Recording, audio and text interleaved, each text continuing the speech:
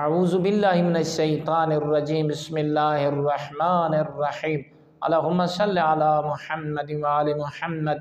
مومنین مسلمین روزہ دار انسان کو چاہیے، روایات میں ملتا ہے کہ وہ ہر لمحہ اپنے آپ کو قائم آل محمد کے ظہور اور فرج کے لیے تیار رکھے اور اپنی آخرت کے لیے اپنے نامہ اعمال کو تیار رکھے، خوف خدا کی زیادتی اپنے وجود میں پیدا کرے، ایسے جیسے ایک غلام اپنے آقا سے ڈرتا ہے، اپنے آقا کے سامنے اس کا دل جو ہے رکا ہوا ہوتا ہے اور اس کا وجود سہما ہوا ہوتا ہے۔